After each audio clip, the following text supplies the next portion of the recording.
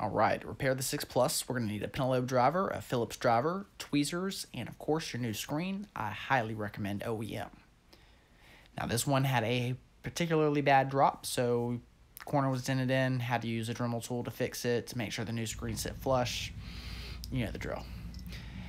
So to get started, we're going to go ahead and pull out our Penelope screws out the bottom with our Penelope driver. It's only 2 screws we need for this driver. Once you're done with that, you can set it to the side and wait till we put this thing back together.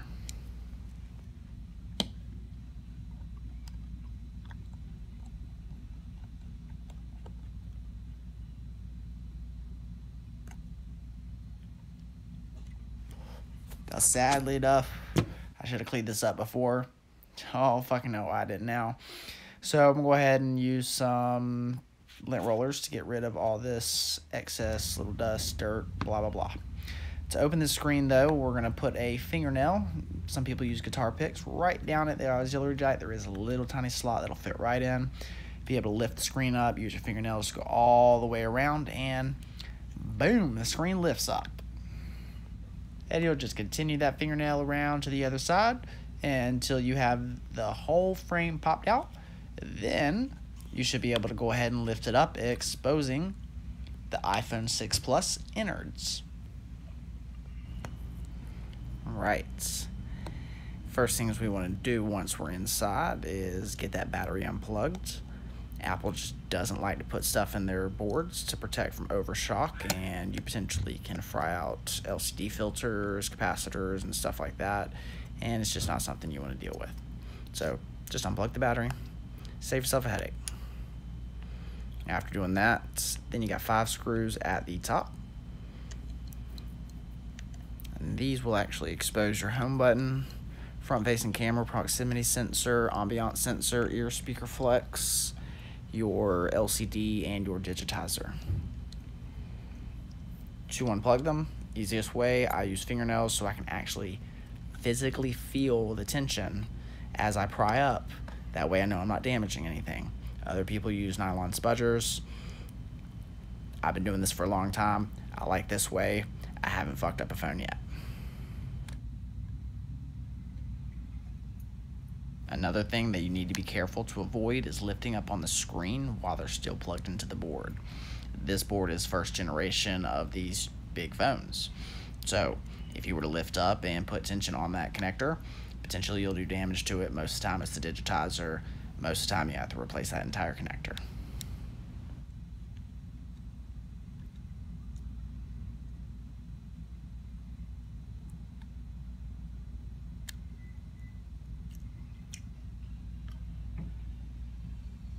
As you see, once all 4 connectors are disconnected, you'll be able to just lift away that screen, set it to the side.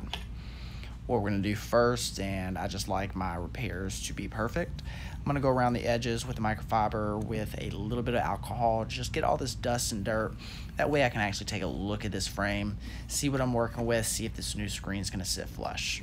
Like I said in the beginning with the little text dialogue, a lot of these phones come in with frame damage. And as you see right here, there's one little tiny ding, but it does just enough to where that new screen is not going to sit flush. I'm going to go ahead and pull out the trusty Dremel, and I'm going to catch this corner just right. I do freehand this. This is something that I have developed over 3 years. I do not recommend doing this first try. You will cosmetically just scar it. I'm going to be able to get this cleaned up and have the new screen sit flush, and you will not be able to tell that I even did anything. You will be able to see their ding, but not my work.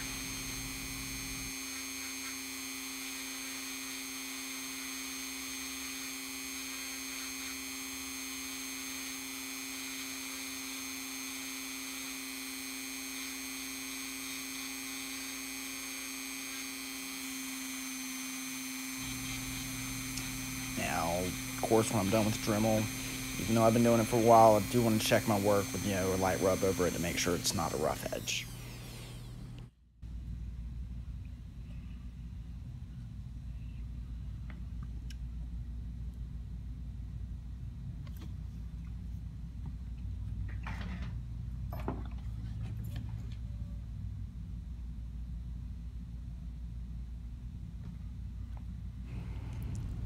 Alright, looks like my frame is good to go. So I'm gonna go ahead and work on the screen. There are 6 screws on the side. They're all the same size. We're gonna go ahead and pull those out. Now, I do have an odd system with my screws. It might just look like a jumble of screws to y'all, but I do recommend keep your screws organized. A magnetic mat is definitely something that is useful. I used it in the beginning. Once I got my system down, you know, it can be time consuming. So once we get those side screws out, then we're gonna come down to the home button, go ahead and pull that out as well. A pair of tweezers generally works the best. You can get a flat tip in there and kind of wedge it out. A little heat is necessary for certain phones. In this case, it was not.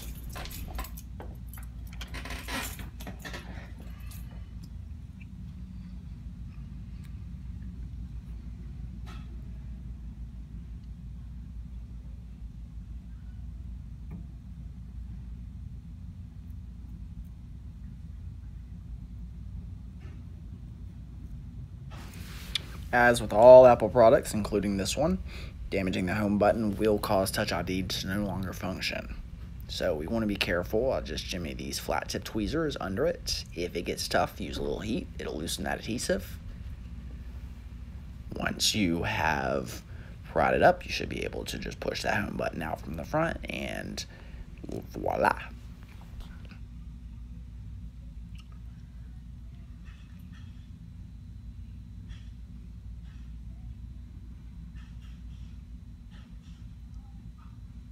All right, this versus the 6. This one is definitely easier to remove this home button flex. Basically, you want to use the tweezers to kind of jimmy up under the metal guard. You don't want to separate it from the flex cable, as it will do damage to it, and you'll have to replace that flex cable. Once that is lifted up and the 6 screws are out the side, the home button is removed at the bottom, and that top screw is removed near the ear speaker. You will be able to go ahead and pull that metal plate off.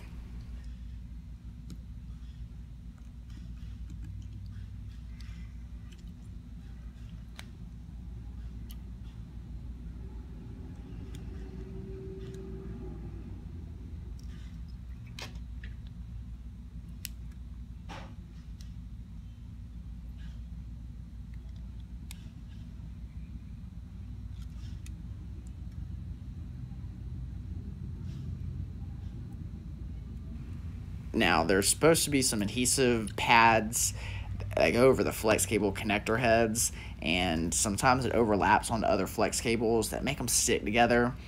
Apple says it's an accident. I truly believe they do that on purpose to cause us to just rip these flex cables.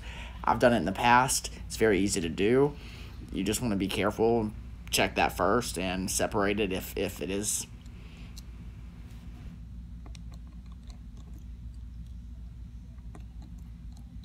Now, once you have it safely removed, just set it aside. We're going to go ahead and work on the ear speaker flex and get that removed. There's 3 screws. These are different sizes. Keep them in their correct and corresponding spots. Otherwise, you will cause paint damage to the front, and that's no bueno. Once you have that plate off, you'll be able to go ahead and lift up that camera, and you can grab the ear speaker flex. As you see right here, I just used a little tiny crevice that's in between the proximity sensor and the frame to jimmy it up, and then use the tweezers again to go between the microphone for Siri and the, I want to say, speakerphone, so you can actually go ahead and pull that out and remove the entire flex. Now keep in mind and pay attention when I do say, you know, what this is for. When you run into an issue later on, you say, oh, this isn't working. Oh, but this is what's supposed to control it. Oh, well, shit, maybe I damaged that. What the hell?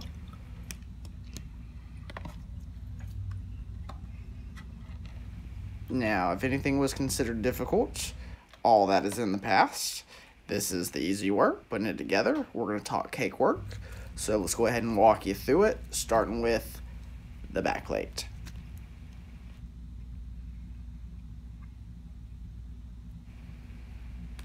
Truly couldn't tell you what I'm doing here.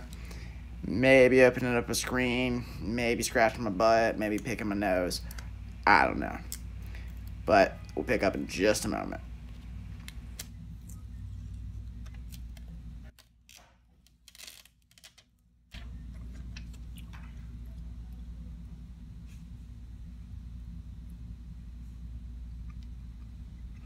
Like I said in the beginning, OEM is recommended. Just has the best effect. All the parts fit quite well together. Who would have thought? Original, made for it. It fits. Yeah, it makes the whole job easier. It also makes your customer happier. It also makes the product look better. It also is just better. So we're gonna go ahead and put that back plate in, 6 screws to hold in the side. I like to put in the top 4. That way there's a little tension in terms of relaxed tension on the home button flex, so I can get that into its groove before putting in the bottom 2.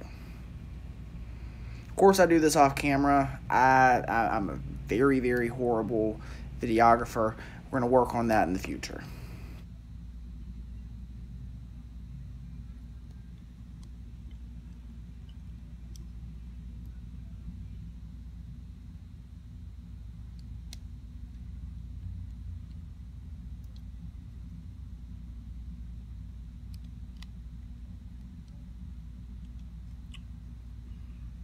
And this is what I mean about the home button flex. Just pops right into that little groove. Once that's in, you should be able to go ahead and pop those other 2 screws in, and it makes everything simpler.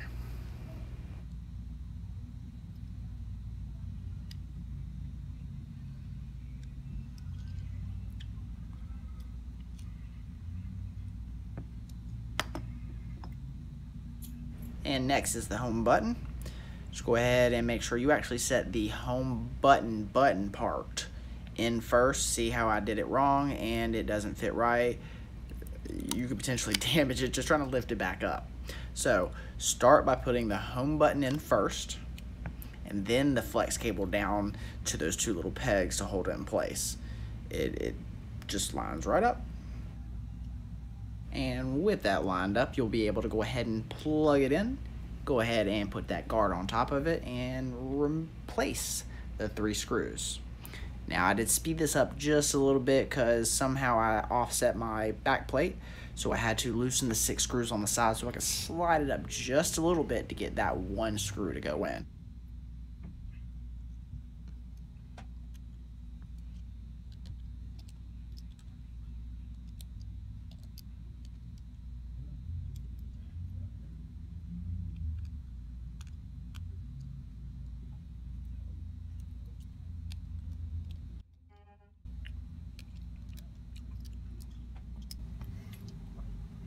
Now, this is something that can be difficult on an aftermarket screen because the guards for the camera and the proximity flex can be offset.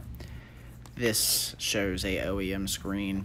It's truly easy to install once you actually have the microphone on the adhesive pad that I'm actually removing the cover for. The proximity sensor just kind of goes in place. Put the speaker on top of it, put the guard on top of all of it, and it just kind of fits. This is not the case with aftermarket, and you will sit here and struggle with it for a minute. Don't feel bad.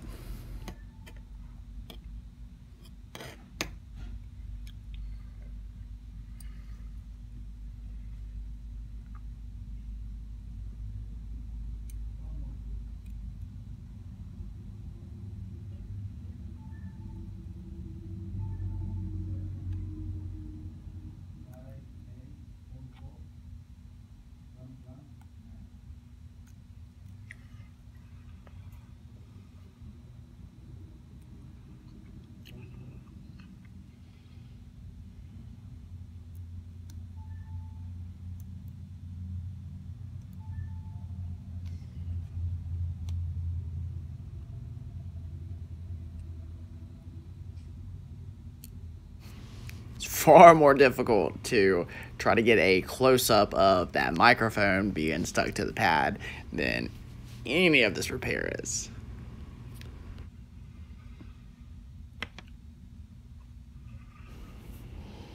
Alright, just want to go ahead and put a little pressure to that proximity sensor right over the guard, and it should just slip right into place.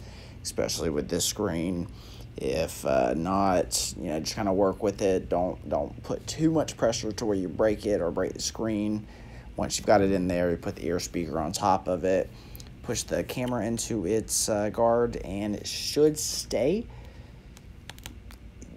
The reason I say it should, I don't know what you're dealing with in terms of screens. Aftermarkets won't. Once it's like that, go ahead and put that guard on it. Drop the 3 screws. Like I said, keep these in order. There's a reason. If you put the wrong screw in the wrong spot, one that's too long, it'll initially go through the plastic frame and actually scratch the back of the paint, and you'll be able to see literally the bottom of the screw through the glass. And cosmetically, it looks bad. Your customer's not going to like it. You're not going to like it, and you're going to waste your money on that screen and potentially have to buy another one.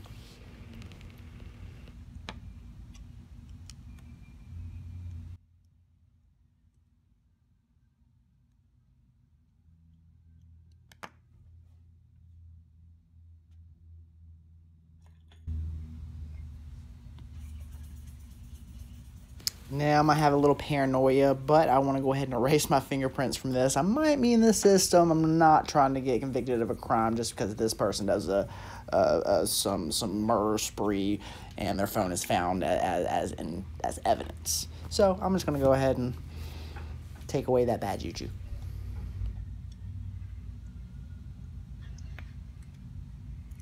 Now, truthfully, I said the difficult part was over, but this right here can ruin an otherwise already perfect repair in a matter of seconds. You want to make sure you line these connectors up correctly. You can kind of just set it over it and just feel around. You'll feel it kind of just fit in that groove. And you want to roll your thumb or finger and just kind of go from end to end to connect it. I shouldn't have to remind you, though. Your battery should be unplugged, as you see mine is. Once you get all 4 connectors down, only at that point will you be able to connect that battery. Then you'll be able to power this bad boy up, give it a little round of a test. Everything seems to check out. Go ahead and close it up and then finish up the testing.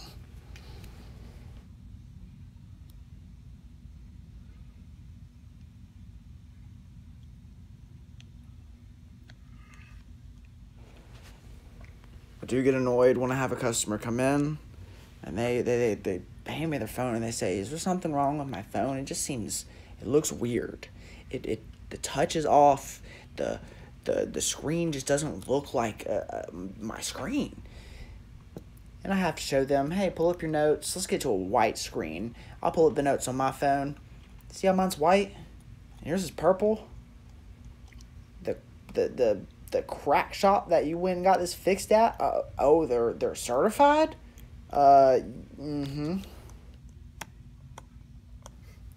Point being, setting yourself up for success from the beginning is more beneficial. Using the right tools with the right equipment makes life easier. Connectors in place, battery down, test done. Let's go ahead and put all these plates back in, put the screws down. Make sure you put them in the right order as you pull them out. Long screw goes at the top right.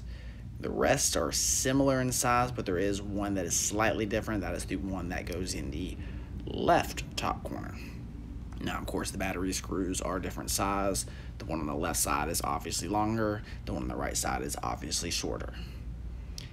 Once that is done, you should be able to go ahead and close up that screen like a hinge using the top as the actual hinge and using the screws where they actually latch down the back plate as locks into the grooves going down the frame.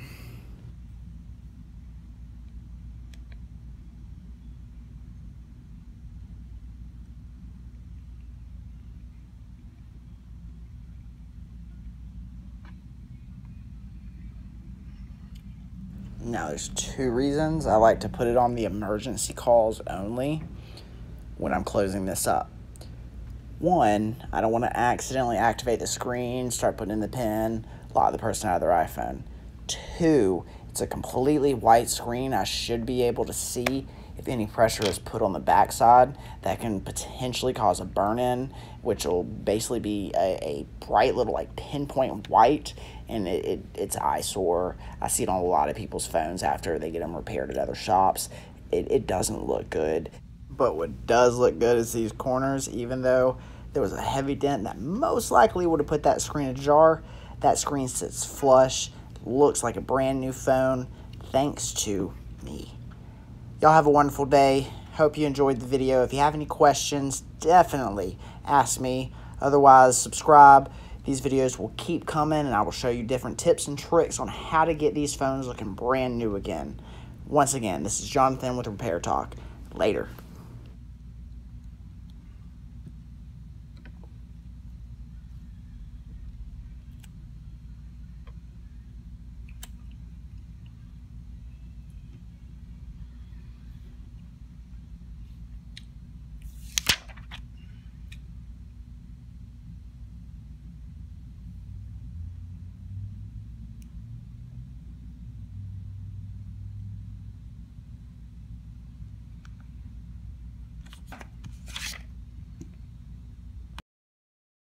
Thank you for watching. Please don't forget to subscribe. There'll be more videos in the future.